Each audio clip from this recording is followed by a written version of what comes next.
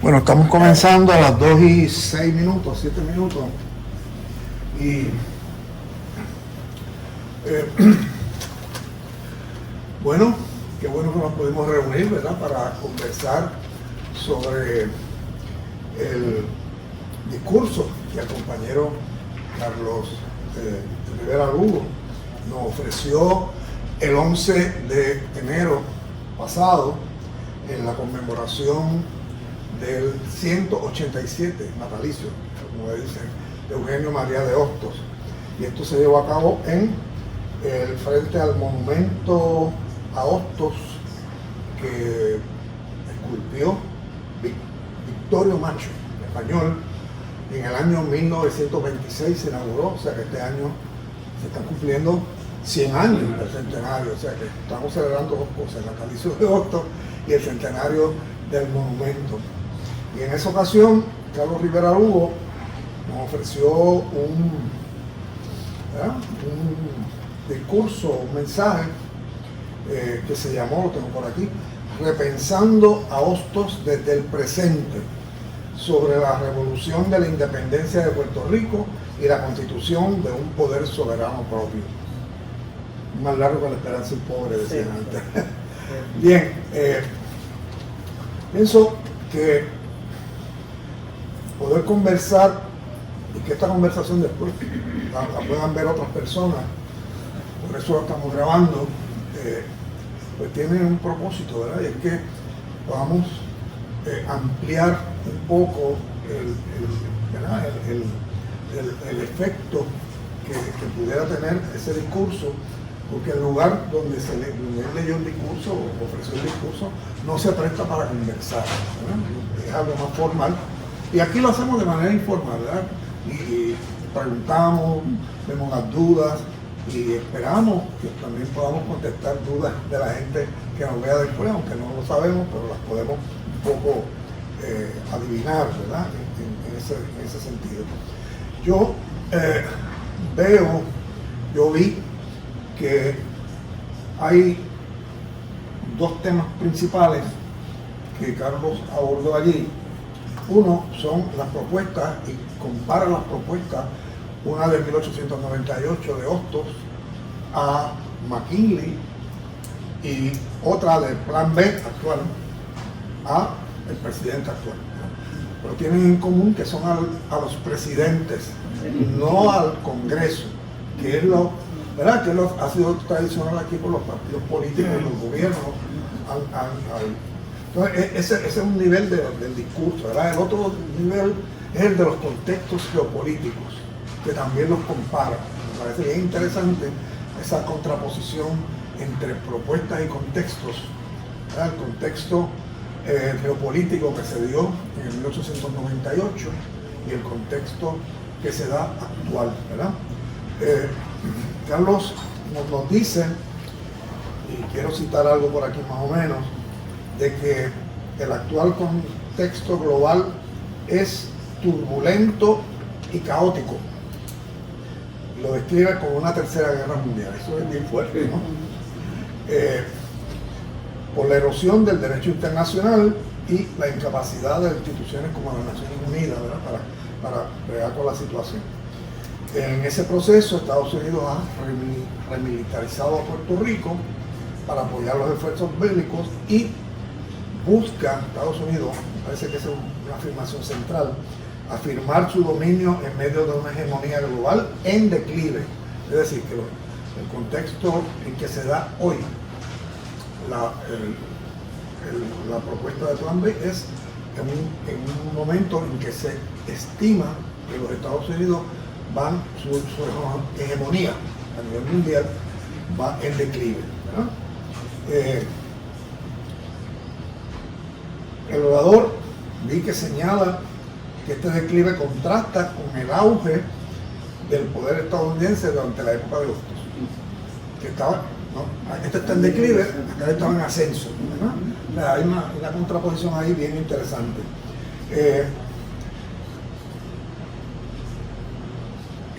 Nos dijo también que el orden global actual está marcado por las reglas del más fuerte más que por las normas legales, ¿verdad? Entonces, eso en términos de los contextos, en términos de las propuestas, Hostos lleva esta propuesta a William McKinley, quien obviamente no le hace caso, y insistía que las negociaciones con Estados Unidos de parte de Puerto Rico debían llevarse a cabo desde un punto de vista soberano, ¿verdad? Eso es bien importante en ambas propuestas, ¿verdad? El enfoque de Hostos es paralelo a la propuesta del Plan B, enfatizando la soberanía como esencial para negociar el estatus político de Puerto Rico, ¿verdad? Así que en este sentido, Carlos Rivera Lugo, ¿verdad?, aquí presente, nos establece unos paralelismos entre el activismo de Hostos a principios del siglo XX y los movimientos actuales que abogan por la soberanía e independencia puertorriqueña dentro de un orden internacional complejo y cambiante. Más o menos, ¿no? Y eso como un resumen bastante apretado, ¿verdad?, de la cuestión. Y yo quisiera aprovecharme que tengo la palabra para hacer una primera afirmación y pregunta, ¿verdad? Yo puedo ver que si nos vamos a 1898-99, la posición, el contexto geopolítico que había en aquel entonces de Estados Unidos era la nueva estrella del escenario geopolítico de aquel momento, y eso significó en gran medida el fracaso de la propuesta de Hostos, que no funcionó, no fue acogida, porque los Estados Unidos tenían otros planes, ¿verdad?, en este sentido. Ahora, en el contexto actual, mi duda o mi pregunta, ¿verdad?, por lo que me quedé, es cómo este orden, este desorden, vamos a decir, este declive de la hegemonía norteamericana, cómo de alguna manera afecta el Plan B, si le da posibilidades, si es un momento idóneo para eso o no. Básicamente eso es lo que yo quisiera que pudiéramos discutir para empezar, ¿no? Si quieres, Carlos, tu primera reacción y después los demás. Está bien. A mí me siento tentado a poner primero en el contexto que la propuesta de Hostos fueron dos, la de 1898 y la que él pronunció después de la ley Foraker. ¿Ok? Sobre todo, ¿por qué? Porque en esa segunda, me parece que es importante, porque en esa segunda que él sigue insistiendo en que sin soberanía no se puede negociar de tú a tú con Estados Unidos, y dos, que ya que no hay la capacidad para una protesta armada, hay que acudir a la jurídica, y que él entiende que la jurídica, luego de la ley Foraker, que lo que pretende es prolongar entonces la legalidad de la ocupación, él propone entonces que la Cámara, él propone una idea, ¿verdad?, de que tal vez se organice como una especie de asamblea o convención que empiece a ejercer la soberanía desde lo que él llamaba unas convicciones del país. Y él entiende que quien puede hacer eso es la Cámara de Delegados, que era la única cámara que bajo la ley Foraker era electa y compuesta por puertorriqueños, que lamentablemente la Cámara de Delegados no siguió se quedó solo con su planteamiento, ¿verdad? Ahora, dicho eso, no hay duda que hay para mí la gran diferencia efectivamente es la coyuntura histórica en que se dan ambas propuestas, ¿verdad? De nuevo, como bien describiste, la de la invasión y la ocupación original del 98 al 1900, Estados Unidos está en auge, y aunque a McKinley lo eliminan físicamente, ¿verdad?, en un atentado del que fue objeto por parte de un anarco sindicalista, ¿verdad?, vino Theodore Roosevelt, que siguió con la misma agenda que culminó con el Canal de Panamá. Y por lo tanto era un momento de ascenso, y en Puerto Rico era un momento de ascenso de la ilusión anexionista. Era un momento de ascenso y hasta cierto punto eso neutralizaba también la fuerza que podía tener el autonomismo bajo Luis Muñoz Rivera, ¿verdad? Pero no hay duda que siendo el Partido Revolucionario Cubano, la sección de Puerto Rico del Partido Revolucionario Cubano, la que estaba defendiendo supuestamente la libertad de Puerto Rico en ese momento, y que terminara esa sección completamente entregada entonces a una propuesta de anexión para Puerto Rico, dificultaba el trabajo. Y en ese sentido, que es una queja que hace Hostos, que por eso ni la primera propuesta se la acepta McKinley, ni la segunda se la aceptan los políticos del país, ¿verdad? Porque hay ilusionismo, esta idea de que Estados Unidos era la república de repúblicas, de que los estados tenían un grado de soberanía, y donde pues obviamente no había una clara conciencia de los fundamentos genocidas en los que estaba basado el Estado de Derecho, ¿verdad? de Estados Unidos, ¿verdad? Que hasta Hostos tenía un poco de ilusión, porque él dice que efectivamente sí. Lo que estaba haciendo Estados Unidos en Puerto Rico iba contrario a su derecho constitucional, ¿verdad? Pero es el mismo derecho constitucional que va a seguir reconociendo, por ejemplo, en los esclavos, meros objetos y meras mercancías, ¿verdad? Propiedad de los esclavistas, de sus dueños. Es decir, es otra época. En la actualidad, ¿qué ha sucedido? No hay duda. Estados Unidos, cuando asume nuevamente Trump, yo creo que él asume porque hay una fractura política en Estados Unidos, ¿verdad? Que los demócratas fueron incapaces de atender. Obama fue la gran decepción. Obama fue la idea de que podía volverse a retomar el proyecto original de Franklin Delano Roosevelt, el nuevo trato. Sin embargo, terminó como egresado que era de la Universidad de Chicago, abrazándose a toda la filosofía política y económica de los neoliberales, ¿verdad? Y le entregó a los economistas ligados a los Clinton, que eran neoliberales, ¿verdad? Todo lo que tenga que ver con la política económica, y luego también la diplomacia, que se le entrega a Hillary,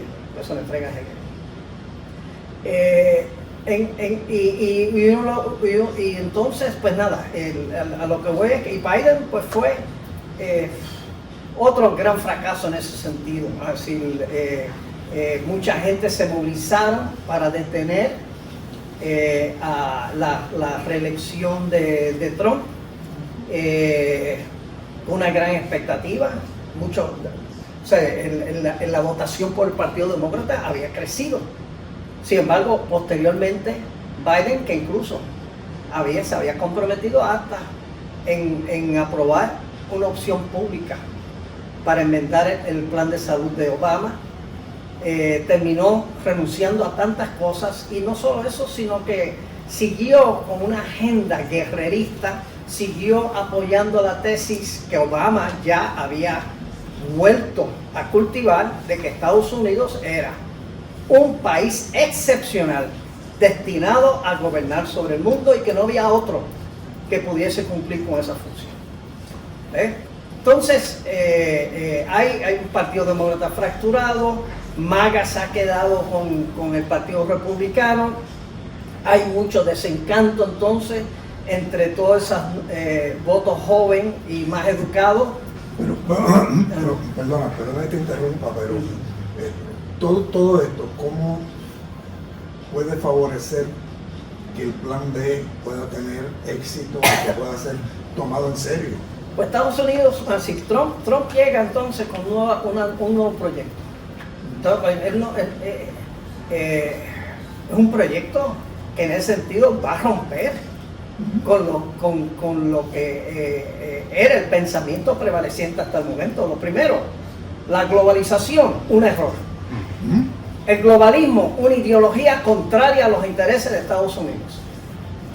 Y entonces retoma un nacionalismo económico, junto con, entonces, que eso va a ser la base social y económica de lo que va a ser el nacionalismo político tipo neofascista o fascista, que vamos a ver que prevalece. Es decir, él tiene un proyecto de cómo abandonar el estado de bienestar, que sea algo del pasado, y sin estado de bienestar, Puerto Rico no sobrevive. La colonia depende, lamentablemente, de las transferencias federales de Trump. Por eso es que cuando se le presenta inicialmente la propuesta del Plan B, uno de los argumentos que no los aceptan ciertos sectores del independentismo y del socialismo, porque entienden que más le debe Estados Unidos a Puerto Rico y que creen en reparaciones y eso, pero nosotros de forma realista pensamos, Estados Unidos no va a aceptar que en ese sentido le debe a Puerto Rico. Su mentalidad de colonizadores que Estados Unidos es el que le está financiando todo a Puerto Rico, ¿verdad? Y por eso es que nosotros preferimos, por lo tanto, evitar todo esto de la discusión de las reparaciones y partir de la premisa: Trump se opone a la anexión. La única forma de detener la anexión que él quiere detener, porque él dice que eso destruiría la posibilidad de que el Partido Republicano pueda seguir siendo mayoritario en el Congreso, porque los nuevos votos que entrarían de los puertorriqueños y los del Distrito de Columbia convertirían al Congreso en mayoría demócrata nuevamente. ¿Ves? Que tiene, ¿cómo él para la estadidad para Puerto Rico? Haciéndola independiente. ¿Ves? Y entonces, y por otro lado, se ha planteado entonces también una reducción del presupuesto federal en un momento en que él quiere presupuesto para hacer la guerra, para ver cómo detiene, ¿verdad?, el declive de Estados Unidos en el mundo, ¿verdad?, en el mundo.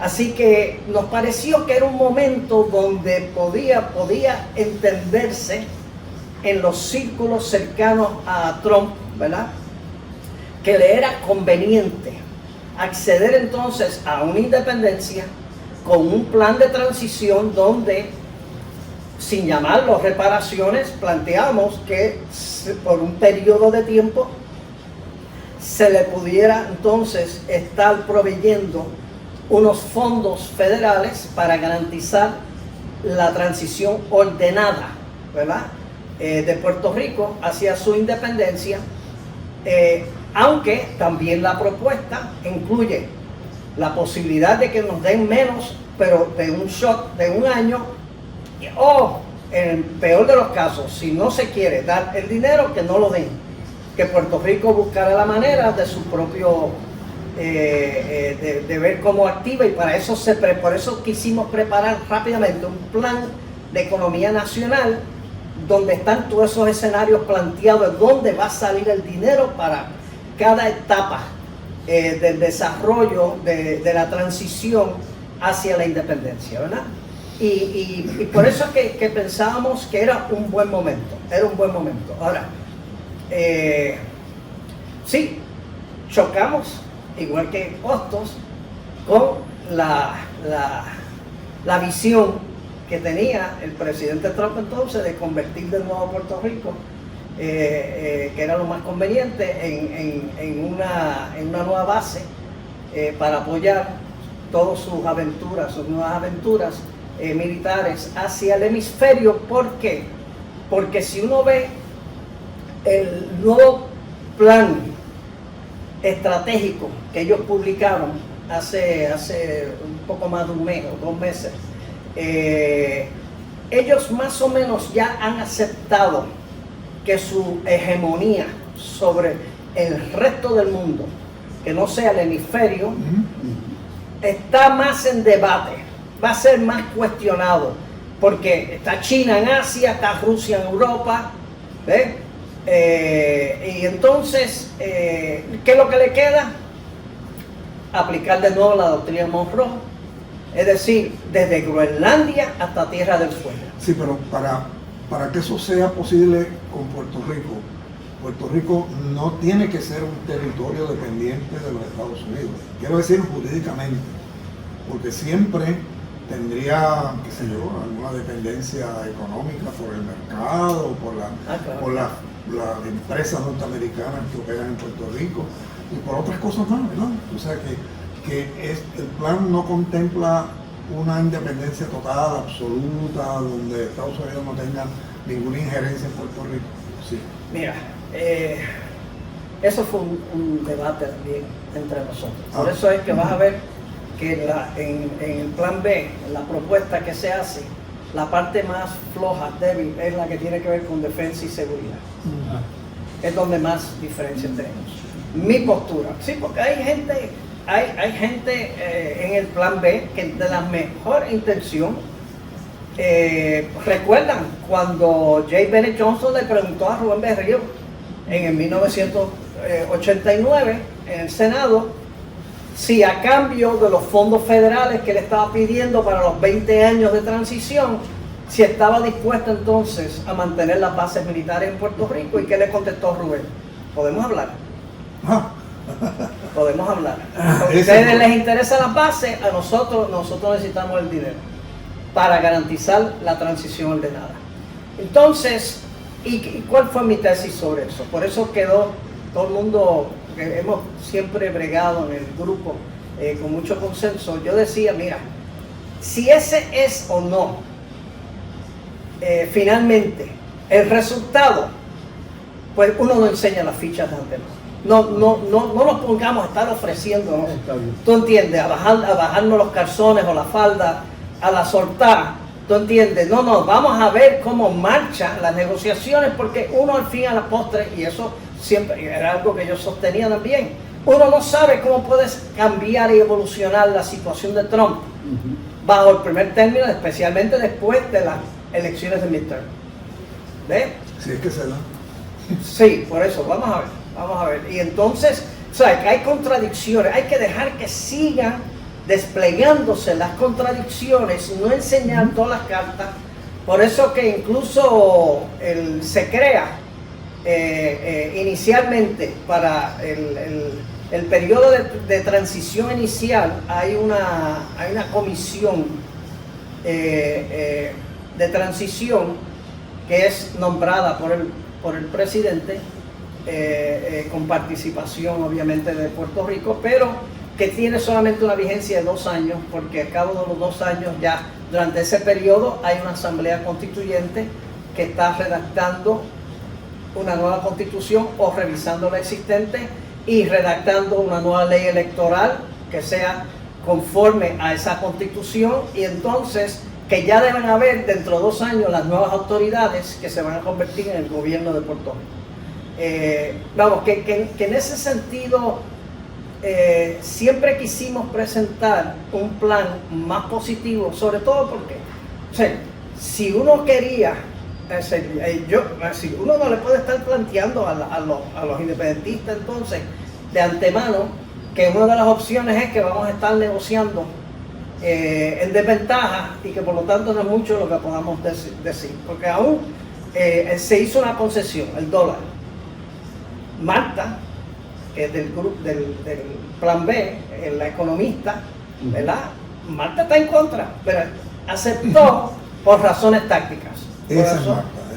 Por razones tácticas, pero ella está en contra. Ella entiende que tenemos que desarrollar nuestro propio sistema monetario, y tiene algo de razón, porque ella entiende que hay que ver entonces, porque el mundo se está moviendo hacia un nuevo sistema monetario internacional, alejándose del dólar. Entonces hay que ver al momento de cualquier negociación cómo está la cosa. Aparte de que uno no sabe cómo de verdad esto de los BRICS se va a consolidar. si va a haber alguien que de verdad que si no se opone a sacar pecho en unas negociaciones con Estados Unidos, que esté dispuesto a cubrirle la espalda a uno, porque tampoco nos podemos, tú sabes, quedar al descubierto, que nos digan, no quieren dólar, no quieren, ¿sabes? Por eso se habla de un tratado de libre comercio, que sí, pues tiene, no estamos hablando, pues no creemos que la lógica de la separación puede lograr, ¿verdad? El consenso que se está buscando. Tú sabes que es una ruptura, pero amigable, dentro de lo que va a ser posible. Además que no tenemos con qué responder. Si uno dijera que todavía los macheteros están por ahí, las cal, cosas de esas, pero nada de eso existe ya. ¿Ves? Que lo que nos queda, como decía Otto, la protesta jurídica. ¿Ves? Por eso que incluso Otto le daba 25 años para la transición. 25. Incluía la anexión, que la propuesta nuestra no incluye la anexión. La descarta de un principio, como una determinación del presidente. ¿Qué es lo otro? Que nosotros tomamos una posición, no así. La idea de la Asamblea Constitucional de Estatus está basada en una premisa falsa, de que tanto anexionistas, independentistas y autonomistas se van a poner de acuerdo para reunirse en una asamblea y llegar a acuerdos. Los anexionistas no creen en eso, lo han dicho, porque ellos lo que entienden es que a la primera los independentistas y los autonomistas se van a aliar para convertirme a mí en minoría en esa asamblea, así que yo prefiero seguir con la opción del plebiscito. Claro, que siempre van a ganar. Claro. Yo no sé si alguno de los compañeros quiere comentar algo, no sé. Bueno, yo quería preguntar si hubo algún acercamiento con la presidencia de Trump para hablarle de este plan B.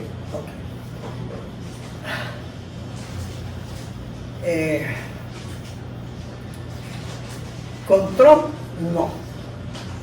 Con senadores cercanos a él, sí. El que preside, el que sustituyó a McDonald como el jefe de la delegación republicana, Trump, en el Senado, y con Mike Lee. A partir de esas dos reuniones fue que intervino entonces el gobierno de Jennifer González con unos cabilderos que ellos contrataron para pedirles que por favor no nos siguieran entrevistando ni reuniéndose con nosotros. Sin embargo, sí se logró con McClintock, o sea que se le hizo llegar a McClintock la propuesta, aunque no tuvimos la oportunidad nosotros de reunirnos con McClintock. Finalmente quien se reunió fue ¿McClintock en qué? Representante por California, en la Cámara de Representantes. Y es interesante cómo todo eso va a coincidir con unas gestiones que está haciendo el licenciado Miguel Rivera, de Puertorriqueños Unidos en Acción, de PUA, que es republicano, y que aprovechó una visita de Juan Dalmau a la oficina, que fue inmediatamente después de las elecciones, que Juan Dalmau estuvo por Washington, y ha ido en varias ocasiones. Eso es. Pero esa primera visita fue una visita que coordinaron los de PUA y los del PIB en Estados Unidos. Y los del PIB en Estados Unidos, que por eso que sorprenden a Dalmau. Dalmau no iba para hablar de la independencia. Y entonces sorprenden que McClintock le dice a Dalmau que él está a bordo, que él va a preparar un proyecto por la independencia, y que obviamente eso empiezan a criticar luego a Dalmau de que él había ido a Washington a promover la independencia cuando en la campaña electoral había dicho que no. Pero a lo que voy es, incluso a nosotros nos pidieron, hubo un cabildero que nos pidió $1 millón para ponerle la propuesta nuestra en el escritorio de Trump. Nosotros no teníamos $1 millón. Oye, pero eso está terrible. Otro grupo, y nos dimos cuenta muy pronto, otro grupo se comunicó con nosotros, grupos de cabilderos, dijeron, nosotros nos hemos enterado que ustedes no tienen mucho dinero, pero hemos simpatizado y nos hemos dado cuenta que su propuesta ha estado hablándose por ahí. Por lo tanto, nosotros queremos ver cómo los ayudamos y por $15,000 nos aseguramos que le entregamos su propuesta a 5 de los asesores y oficinas más cercanas de Trump, por lo menos ahí. Que yo creo que eso es lo más importante, porque Trump no lee, Trump no es el que lee. Claro. Trump sí sabemos que está en contra de la estadidad, sí sabemos que quiere reducir la dependencia económica, que él entiende que estamos aprovechándonos de Estados Unidos, cosas así por el estilo, pero y ahora entiende que la cultura nuestra también es vulgar y que está en contra de lo que es la cultura norteamericana. Sí, Digo, pero eso aparte del idioma español. aparte del español. A lo que quiero decir, y por eso es que nosotros incluso ya nos hemos dado cuenta que en Washington las cosas se mueven como por cabildeo. Claro. Lamentablemente es por cabildeo. Entonces nos ¿Qué empezaron. quiere decir dinero? Claro, y ustedes pueden ser muy, y esas propuestas pueden ser muy bonitas, muy chéveres, pero lo primero que tienen que hacer, no pueden estar cabildeando en el Congreso porque estarían violando la ley. Tienen que incorporarse como una corporación, se me olvida ahora, no soy abogado corporativo, pero que tienen que incorporarse de una manera que entonces puedan hacer cabildeo y recibir dinero para fines de cabildeo en el Congreso y en el Ejecutivo. Y entonces ya eso se hizo. Aparte que entonces también estrechamos nuestras relaciones con los grupos de la diáspora que sí están inscritos, que sí están haciendo cabildeo, que se están moviendo, y en ese sentido ha habido mucha comunicación, mucha interacción y comunicación, pero no hay duda de que no hemos podido lograr llegar al escritorio todavía de Trump, aunque también creo que no me sorprendería que obviamente ya las agencias de inteligencia que operan en Puerto Rico sí están enteradas también de las propuestas, pero yo no creo que hay como tal una determinación muy clara de qué es lo que se quiere hacer con Puerto Rico en estos momentos de parte de los republicanos. Nosotros esperamos que lo de McClintock pueda abrir una puerta en esa dirección, porque la tesis de McClintock es lo que más le conviene a Estados Unidos a Puerto Rico es la independencia y establecer una relación de asociación, que por eso es que nosotros decimos a veces seguir hablando de la libre asociación como algo divorciado o ajeno de la independencia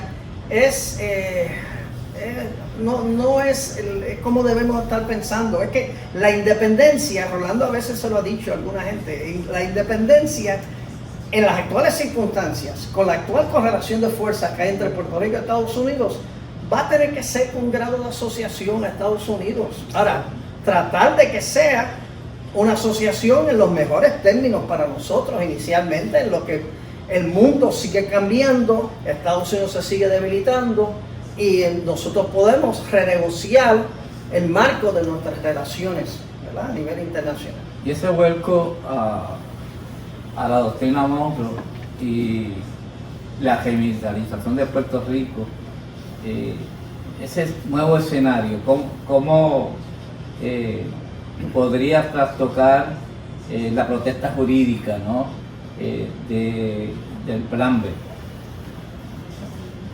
En el sentido de que, pues bueno, en estos momentos, si lo miramos desde los intereses de Estados Unidos, le conviene mantener a Puerto Rico como el patio donde tiene sus instalaciones militares, que no, de hecho no tiene que pagar nada. ¿Ah? O sea que No tiene más que dar orden. exacto. Así que bien Que eso es lo que plantean algunos del Partido Republicano, que Puerto Rico lo tiene Claro. seguro. El problema es que Puerto Rico lo tienen ahí seguro, pero ¿qué sucede si en las próximas elecciones de midterm los demócratas ganan la mayoría? El problema no es que puedan promover la estadidad de inmediato.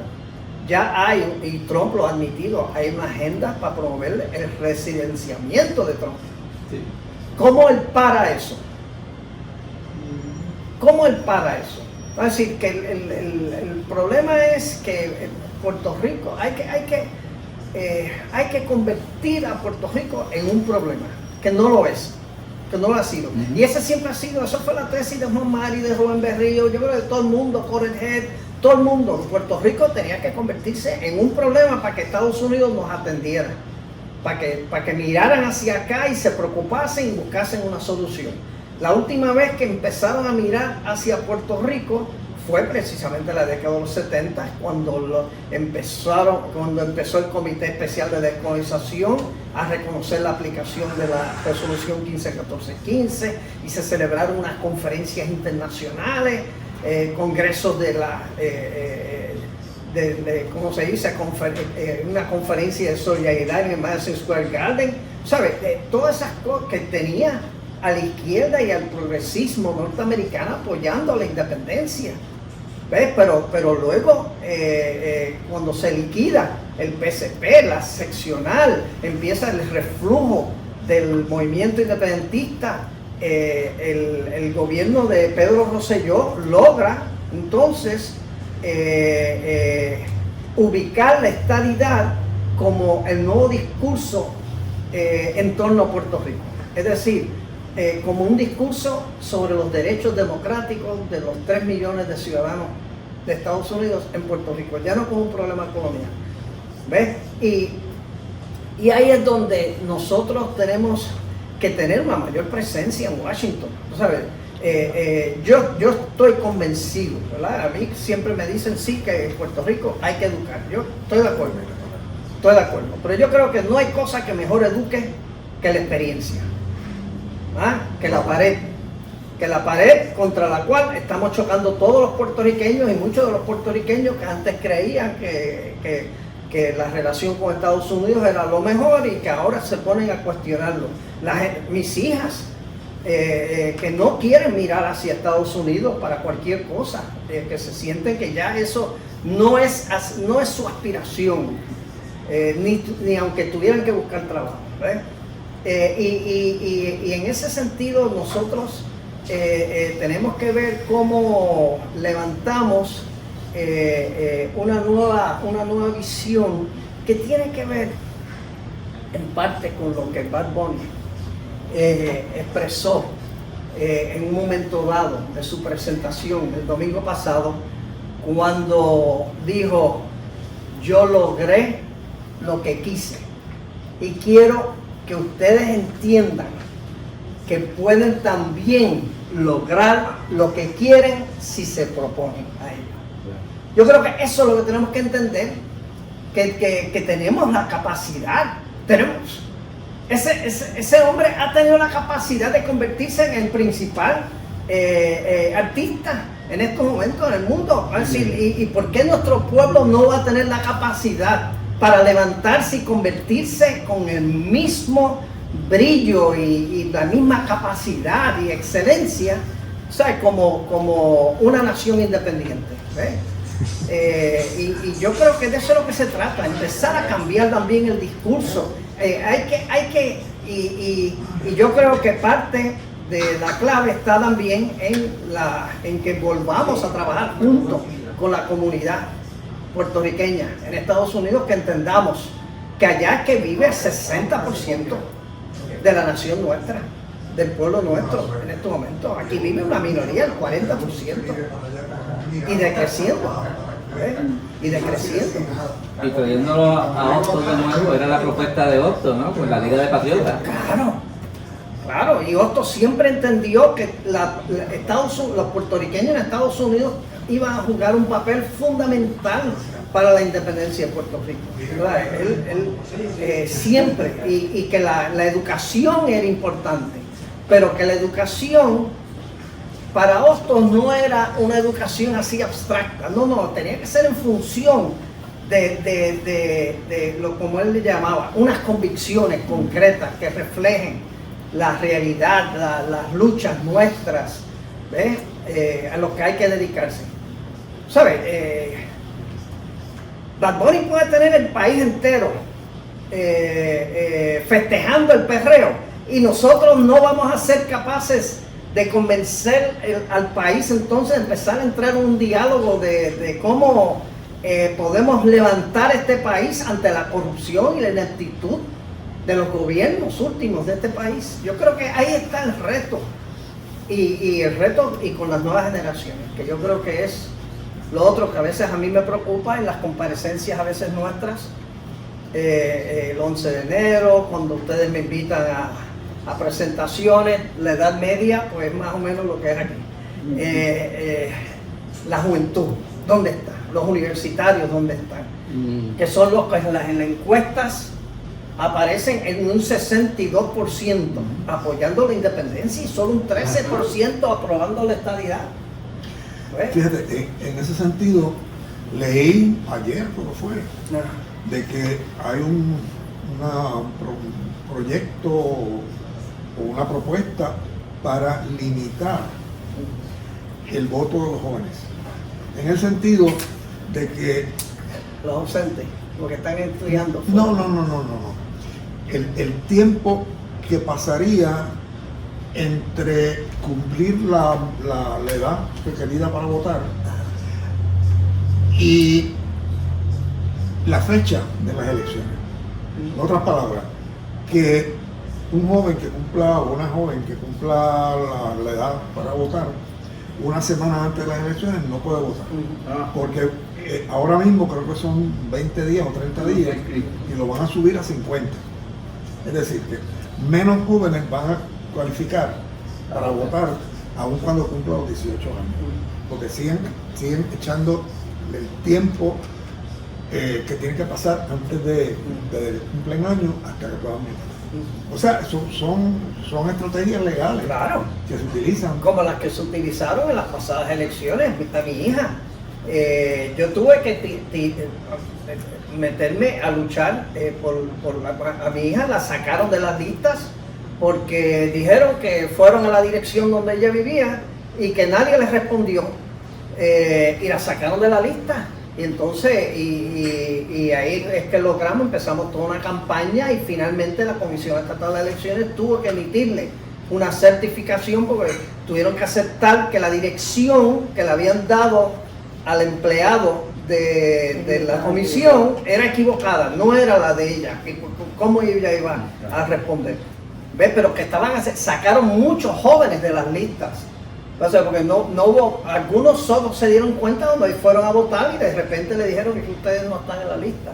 O sea, que hay todo un intento, que ese es uno de los problemas que estamos confrontando y habrá que tomar decisiones antes de las próximas elecciones, de que están tratando de cerrar las posibilidades de cualquier participación significativa de los que podrían hacer una gran diferencia, como por ejemplo el voto ausente que se lo ganó la vez pasada Dalmau.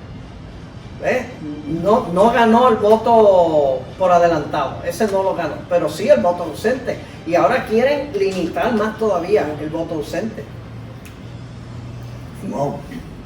Yo creo que ese reclamo, ¿verdad? Que es un reclamo que a mí me gusta mucho, esa mirada de Hostos de un proyecto de país, que también hay un proyecto de país, acompañado de un proyecto con una cierta metodología que habría que examinar, que asume que hay una complementariedad entre la política y lo educativo y la política, ¿verdad? Pero lo que yo veo rico en Hostos, que él no funcionó porque aquí había, lo que dicen los mexicanos, una grilla de politiqueros que tan pronto lo vieron llegar, empezaron a decir, este se cree que porque ha estado por toda América y todo el mundo lo reconoce, va a venir aquí a mandarnos a nosotros. Pero el acercamiento es interesante porque hay un planteamiento macro, pero también acompañado de un planteamiento micro con una metodología. Que yo lo que siento es que aquí los grupos políticos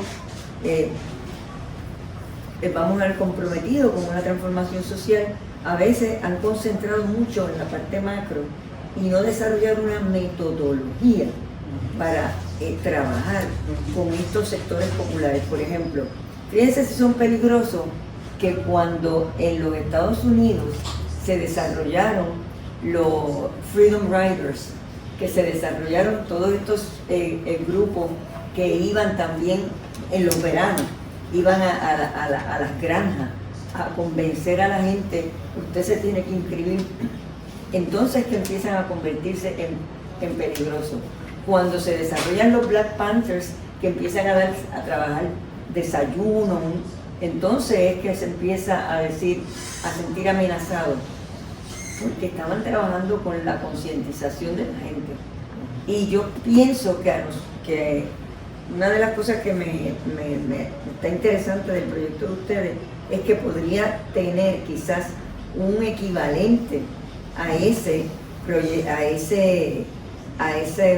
Liga de Patriotas, en el sentido de que, como yo dije en un artículo que publiqué en México, que hay algo retante en el proyecto, hay algo que puede estimular a la juventud y a otra gente, pero que también, si uno mira, los jóvenes son bien creativos, dominan las redes, y llegar a través de una metodología diseñada a diferentes sectores a hablar de esta situación, el acercamiento por la vía congresional, el acercamiento por la vía ejecutiva,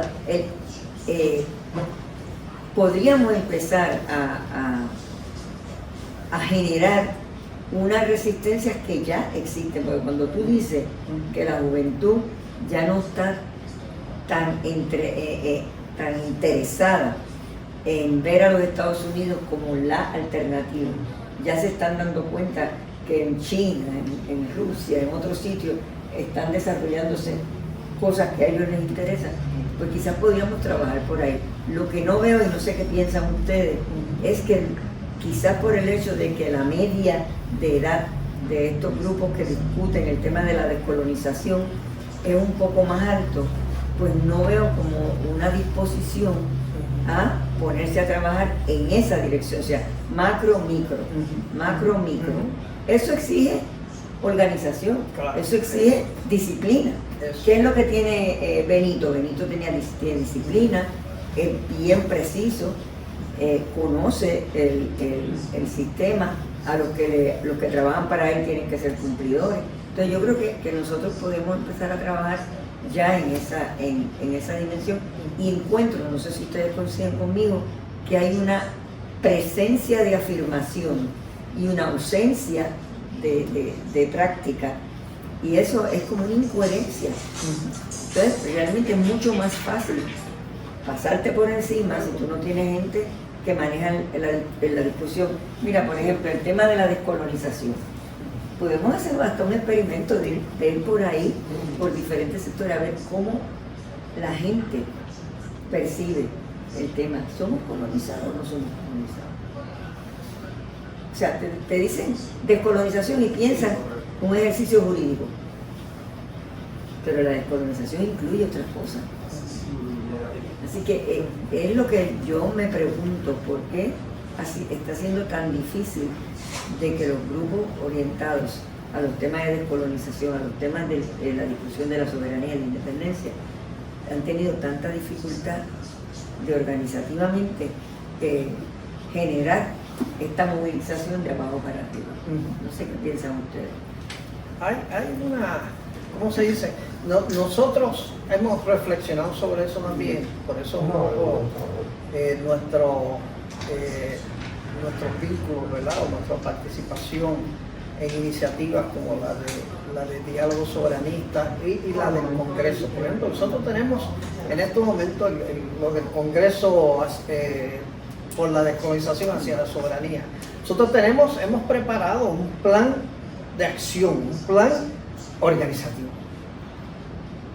para salir de lo máximo, que es de nuevo, que pueden resultar ser abstracciones, ideas, efectivamente, va a decirle, y Hostos era uno que estaba bien claro al respecto. Hostos entendía que la educación tenía que tener la capacidad de enfocarse localmente. Por eso él estuvo un tiempo en una campaña de conferencias. Él creía que había que crear organizaciones, comités en todos los municipios. Él creía que también había que vincular la lucha a la lucha de los agricultores. ¿Ves? Que en Puerto Rico la cantidad de agricultores que de verdad se están levantando y que tienen una conciencia de que es de un interés propio frente a los intereses de afuera, ¿verdad?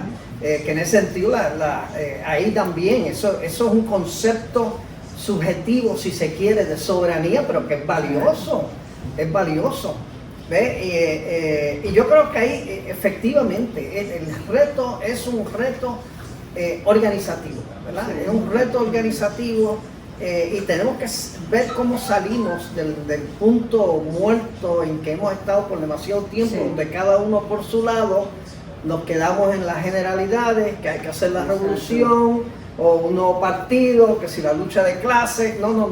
Cómo todo eso se manifiesta en la vida cotidiana de la gente y cómo nos hacemos parte entonces de esas realidades, que es como la gente comprende lo general, no como ideas abstractas, sino como aquello que los impacta en su diario vivir. Sí. Mira, hay dos cosas interesantes sobre lo que estás diciendo. En primer lugar, conozco personas que son familiares de activistas del PNP y me plantean que tan pronto se acaban las elecciones, ya los grupos del PNP están yendo a las áreas comunitarias y están pendientes de la hija que se graduó o que tuvo problemas con tal cosa, de aquel que se murió. O sea, desde cuando llegan las elecciones ya esas redes están realizadas.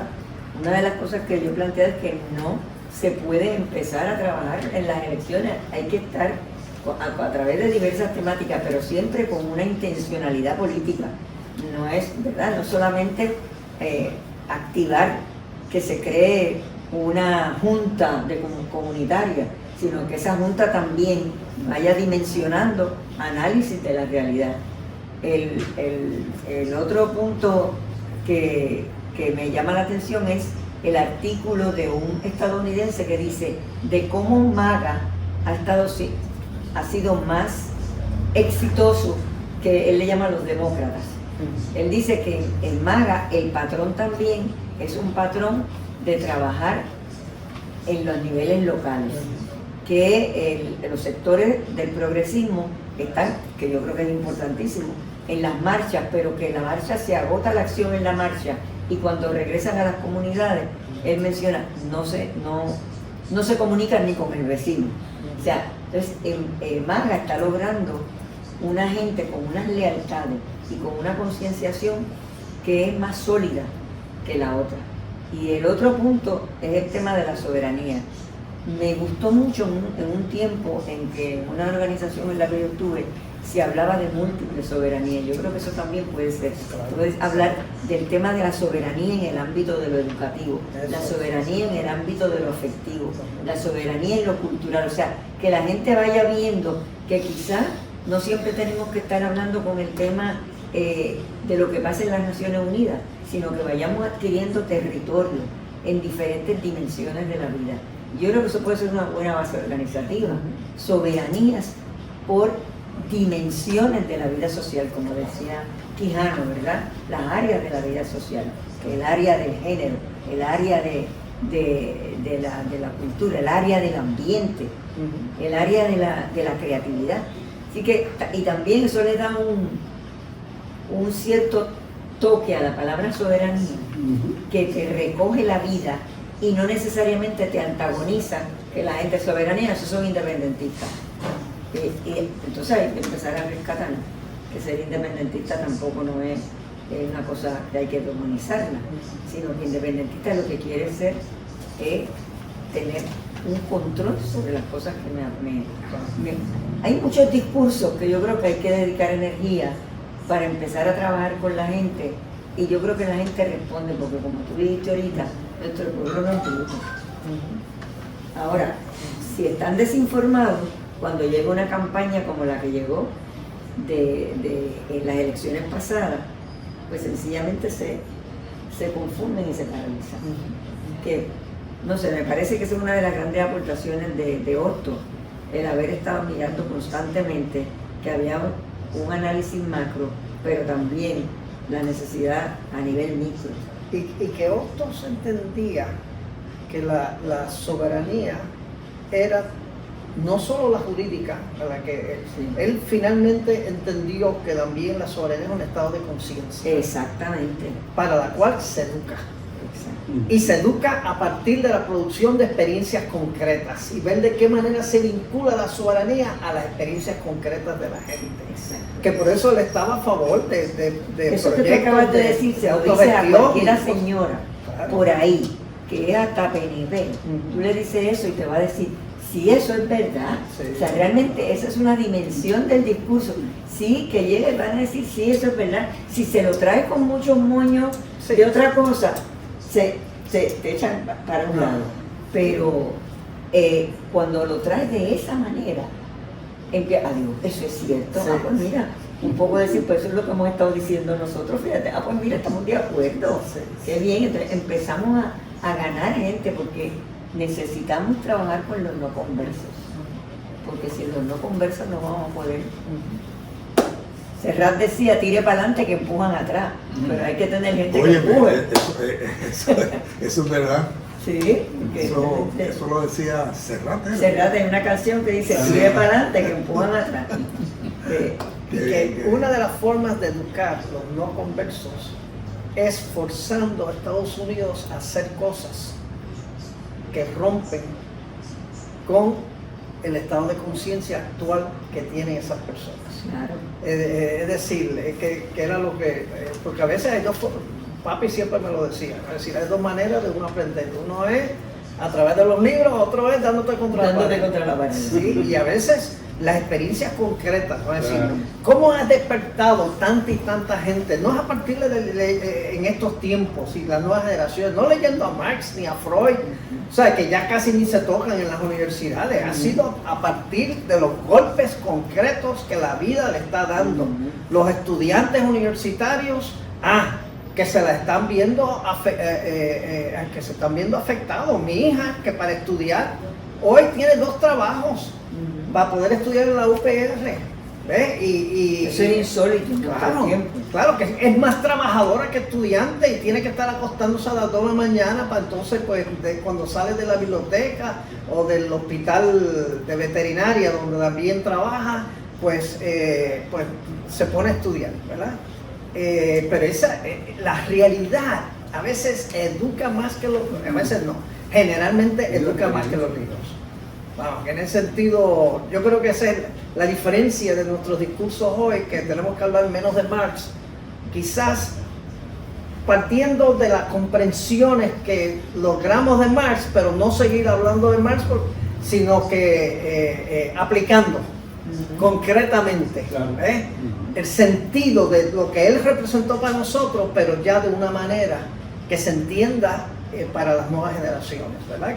Que ya no giran en torno a Marx, ¿ves? No giran en torno a la Revolución Cubana, Mao Zedong, nada de eso. Entonces, hay que ver. Pero que están viviendo lo que ha sido el capital. Claro, Fíjate, claro, yo están tengo viviendo, eso sí. una nuera que no es nada política. Sin embargo, cada vez yo aprovecho de analizar su situación laboral. Y la última vez, antes de que yo dijera nada, me dijo, ay, eso es el capital, fíjate. Porque ella se va dando cuenta cómo esa verticalidad en las decisiones, cómo en un momento dado le dije, tú no te estás dando cuenta que me dicen, están presionando mucho, él te está presionando porque él quiere lograr unas cosas, pero tu trabajo es el que va a conseguir que él tenga una posición, mientras tanto tú sigues en la misma. Así que yo pienso que quizás tenemos un pueblo que tiene la capacidad de estar alerta a esas señales y quizás tenemos que crear espacios organizativos donde eso se pueda trabajar con una metodología certera. Hostos planteaba un periodo de transición de 25 años y el plan B plantea 2 años. ¿Cómo se conjuga y se llega a Pues una vez porque Boston entendía que con el auge que había del anexionismo, no podía plantearse un plebiscito de inmediato. Y la situación real de miseria. Eso, la situación de miseria, que él decía Mucho que más realmente analfabetismo, la gente no estaba en eso de estar tomando decisiones sobre el futuro cuando no tenían ni zapatos, ni comida, ni esto y lo otro. Él entendía que hacía falta 25 años para por lo menos estabilizar la situación, tener tiempo para educar, organizar a nivel local todo, para entonces cuando finalmente se dieran las condiciones para el plebiscito, ¡pam!, a los 25, que él tuviera los 25 años. Porque él veía una situación bien adversa cuando él llegó a Puerto Rico, bien adversa. Todos los políticos en su contra, la gente empobrecida, nadie quería, ¿sabes? Los jóvenes pecho hundidos. Sí. Entendido. Yo tenía otra pregunta también. Lo que yo estoy viendo es que ese acuerdo primero, para ir haciendo, ¿verdad?, las decisiones, requiere que sea entre dos estados soberanos. Sí. Pero Puerto Rico está sujeto a los Estados Unidos. ¿Cómo para la negociación Estados Unidos tiene que aprobar, o sea, estar de acuerdo o decir, ok, para la negociación ahora ustedes actúan como Estado soberano? O sea, ¿cómo se llega a esa situación para empezar la negociación? El plan B, la propuesta que se hizo en esa propuesta de orden ejecutiva, ¿verdad? Incluye la disposición del territorio. Se saca a Puerto Rico de la cláusula territorial, se le quita la jurisdicción al Congreso y el presidente así justifica el ejercicio de su poder para disponer de todo. Pero en algún momento... Es una decisión del presidente. Y también reconoce que ya el Tratado de París se acabó. Pero el que es- presidente que tiene es que el poder. reconocer eso. Claro, eso es lo que está en la orden ejecutiva, pero eso fue escrita en la forma redactada, Sí, lo sé. en la forma de una orden ejecutiva, que es el presidente. Uno, la estadidad no nos conviene a ninguno de los dos. Tampoco seguir en el estatus territorial, ¿verdad? Por lo tanto, es la independencia. Y si es la independencia lo que más nos conviene, dispongo del territorio bajo la... ¿Sabes? Porque de eso es lo que trata la cláusula territorial. Exacto. Hay que disponer o seguir regulando. Y entonces él dispone, ya el Congreso solo participaría en cualquier parte de este proceso para crear legislación habilitadora.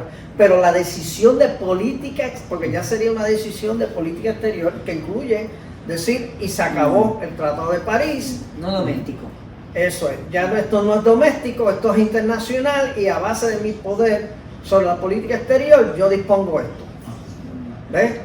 Pero tenemos que tener un presidente que esté convencido Sí, claro. de que de hacer eso. Ah, claro. O sea, ahí Trump, está. Trump cree que él manda en todo, que el Congreso no vale nada. O sea, por eso es que pensamos Es en la Trump. coyuntura. Trump es el primer presidente que entiende que él es el centro del universo y que con lo que él decida, todo el mundo lo tiene que seguir por ahí. ¿Ves? Que hasta ahora eso no ha habido. Obama no era así. Biden tampoco. Pues vivían dentro de esa... El marco constitucional. Sí. vamos a decir, Roosevelt fue más. atrevido. Sí, Ah, Roosevelt sí, tuvo sí. 4 términos. Vamos a hablar en plata. Por Exacto. más que se dice que la Constitución no lo permite, Roosevelt logró.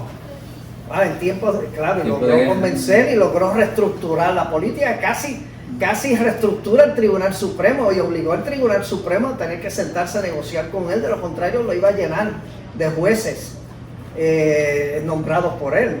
Y tuvieron que entonces empezar a aprobar toda su legislación, etcétera. Va a decir que ¿qué es la diferencia entre presidentes que representan rupturas y presidentes que meramente representan continuidad? Continuidad. Trump representa una ruptura en un momento dado, pero en un momento de declive. La de Roosevelt era después de la Segunda Guerra, aunque no le tocó todo el final de la Segunda Guerra, pero ya estaba estableciendo la base que va a permitir a Estados Unidos salir de esa Segunda Guerra como el poder hegemónico, hasta cierto punto contestado con la Unión Soviética, pero hasta cierto punto no.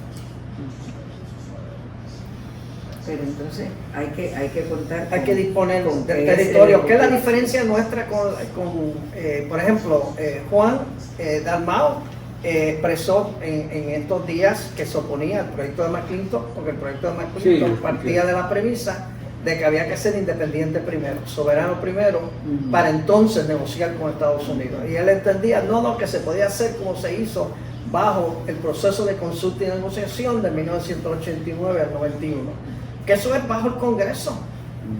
Sí, Y que entonces el no- Congreso decide si el proceso comienza y si termina bien, y si no termina, pues igual como pasó en el proceso de consulta y negociación, que los republicanos no estaban dispuestos a aceptar un proceso donde se garantizara la autoejecutabilidad de un voto por la estadidad en un plebiscito. ¿Ves? Y por eso es que es vital que ellos definan antes. El problema no es nuestro, es de ellos.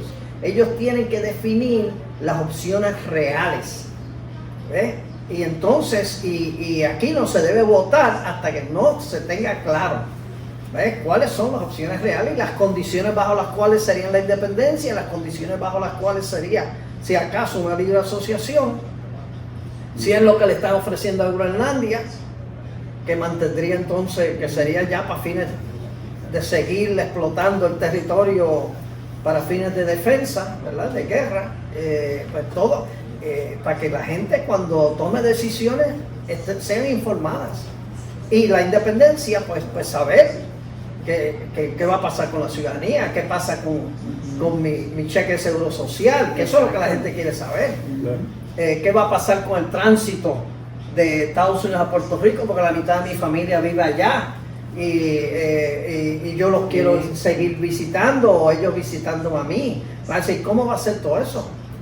Pero Trump está tratando casi hasta de impedir eso, pues Trump hasta ha estado sugiriendo que se prohíba las dobles ciudadanías en Estados Unidos, sí. se deben de reconocer, que es una manera de encerrar cada vez más a Estados Unidos, y por algo es que ya el año pasado, en el 2024, es el primer año en mucho tiempo que hubo una reducción de la población de Estados Unidos, una reducción. Y hay que ver cómo eso va a impactar entonces también los distintos sectores de la economía que antes dependían de los inmigrantes. Y el turismo también. Claro, Ha el decaído. turismo también ha decaído. La cantidad de cancelaciones por lo de la Copa Mundial, ¿sabes? La desconexión de Canadá. Canadá crecientemente se está desconectando de la economía del norte de Estados Unidos. Sí, O sea, todo eso, con lo que China, pasa es que claro, solo ha pasado un año. Muchos de los efectos de todas estas batallas económicas, que es donde yo creo que en última instancia se va a decidir el futuro. Bueno, en eso quizás los chinos son un poco más sabios, ¿verdad? Entienden que la economía va a convertirse en lo decisivo para decidir quién gana la Tercera Guerra Mundial, más que lo militar, porque lo militar requeriría que usen armas nucleares. Y con armas nucleares nadie gana. Nadie gana. Y entonces, y cualquiera que entra en una guerra quiere ganar, no Claro. quiere dejar de existir también. ¿Ve? Por eso lo económico, todo se va a reducir finalmente a lo Por eso es que el económico. asunto de los BRICS es tan importante. Eso es. El asunto de los BRICS es sumamente Y importante por eso- porque ya están negociando sin tener que pasar por el dólar. Claro. Lo que sí es que hay que ver cómo los BRICS, porque ese es lo otro que planteaba Roberto, que yo planteé, ¿verdad? No solamente es la crisis o lo que algunos llaman la erosión o la muerte del derecho internacional, sino la erosión y la capacitación, no, del dólar y de la ONU, la ONU. Que hay quienes plantean que ya esa estructura representa la situación de la posguerra y que los BRICS y el sur global va a tener que generar una nueva institucionalidad, claro, fiel a la insistencia de los chinos, por donde han comenzado un nuevo sistema financiero internacional. Garantízale primero a los pueblos que si rompen con Estados Unidos, que no los pueden bloquear, que van a poder seguir comprando, que va a haber un sistema que sustituya SWIFT, que va a haber otras monedas que no sean el dólar, donde también pueden comerciar, que va a haber otros bancos que los van a apoyar, que no sea el Fondo Monetario Internacional. Eso es lo primero. Una vez tengamos eso, más fácil generar, que es la visión de Ese los es el chinos. apasionado discurso que dio el presidente de Brasil, que Sí. yo quiero ser amigo de los Estados Unidos, Sí. yo quiero ser amigo de Rusia, Sí. yo quiero ser amigo de China, Sí. yo quiero ser amigo. Entonces siguió afirmando, yo quiero ser amigo de todos, donde yo pueda negociar y no necesito que me penalicen. Eso Eso fue es. bien interesante, bien bueno. Y Petro, que señala la crisis, eso me acordó a Otto cuando dice que cuando un Estado no está a la altura de la sociedad que lo compone, llega hora de cambiarlo, ¿verdad? Más o menos así eso. Pero que Petro dijo, ese Estado nacional creado por la modernidad ya está en crisis, ese Estado nacional no pudo evitar a Gaza, no ha podido evitar, o sea, ese Estado nacional hay que empezarlo a repensar. Y yo creo que nosotros en este proceso de buscar soberanía tenemos que ir pensando cómo vamos a organizar ese Estado, porque los que tenemos de modelo ya están empezando a ser disfuncionales. Sí, pero eso también es lo que plantean los de los jóvenes, que la nación ya no existe. Ah, no, pero yo digo Estado nacional en términos de la noción administrativa del Estado, no la nacionalidad. Yo creo que Pero para el chavismo, el Estado-nación sigue existiendo. sí existe, Claro, claro. Sí, sigue para gran parte de toda esa. Sí, sí, sí. No, pero es una tesis postmoderna Sí. de que la nación murió. No, el Estado nacional es el que yo El creo que Estado está en nacional. ese No, concepto sí, de Estado por eso, nacional pero que fue reproducido Nación un sin poco. Estado, ¿qué es? Puerto Rico es una nación sin Estado, Estado. independiente. Pero existimos como nación. Sí, claro. Esa fue la gran aportación de los foros sociales mundiales, que de momento ahí estaban todos los pueblos, tuvieran o no tuvieran Estado. Una nación en busca de Estado. Exacto. De manera que quiere decir que sabemos que un Estado es una manera de organizar la nación y Claro. quizás la manera que la hemos tenido está en una cierta crisis y hay que empezar a repensarla. Ah, sí, y eso se enfatizó con la globalización. Exacto. Sí, porque la globalización decía que los estados ya estaban pasé, claro, excepto los estados imperiales, ¿verdad? Sí, Excepto claro, Estados claro. Unidos, Europa. Los globalizadores. Nunca eso Pero prevaleció. ¿por qué entonces Trump critica tanto la globalización? Porque es un nacionalista Porque la producción, comercial. sí, y la producción norteamericana, acuérdate, la globalización permite que los capitales se vayan a donde otros más sitios. rendimiento pueden recibir. Pero eso lo promovieron desde su propio Claro, Sí, porque claro.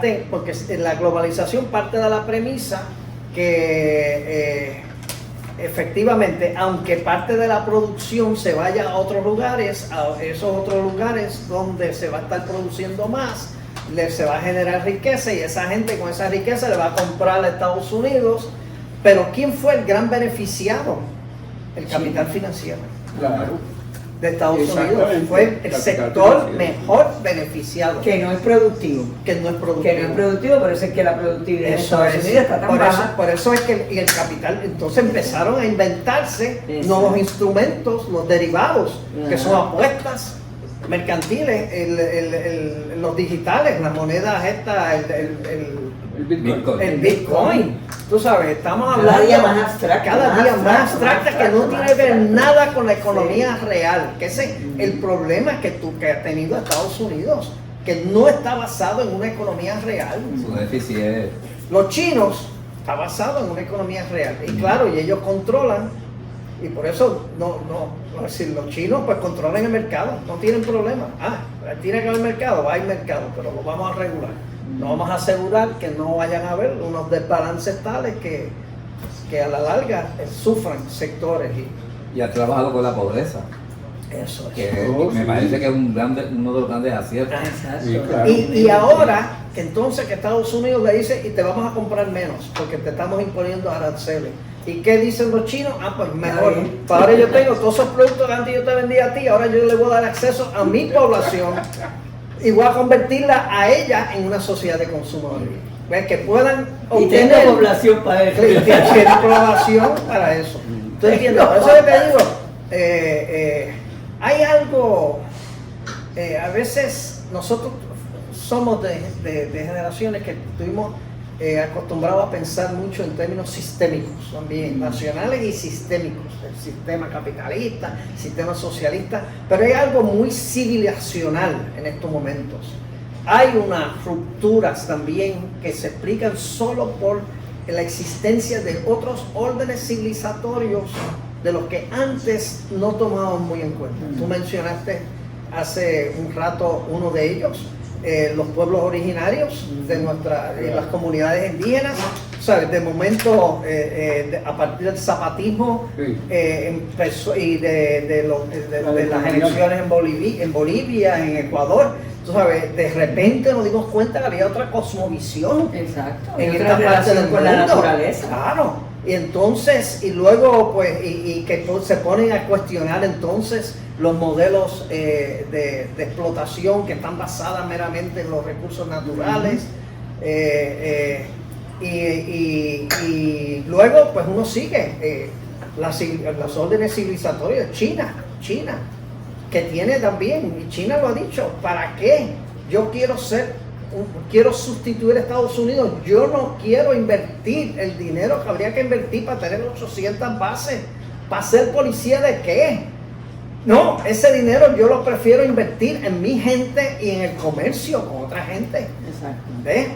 ¿Qué es la razón por la cual los chinos llegaron aquí antes que los españoles? En esta parte del mundo. Sí, lo que sí. pasa es que vinieron a negociar, a no negociar, no a conquistar. Sí, sí. Ellos lo que querían, negocios mutuamente beneficiosos. Siempre fue la mentalidad. Esa es la cosa. Quiero decir que le hemos sacado el jugo al 11 de enero, ¿no? Lo hemos llevado, lo hemos aterrizado en diferentes cosas. Sí. Y por lo menos formalmente pues debemos de tener la conversación. Muy ¿verdad? ostucianamente, porque Otto se ocupó de cuánta población se encontraba en cualquier sitio en América Sí. Latina. Y también habló de los chinos.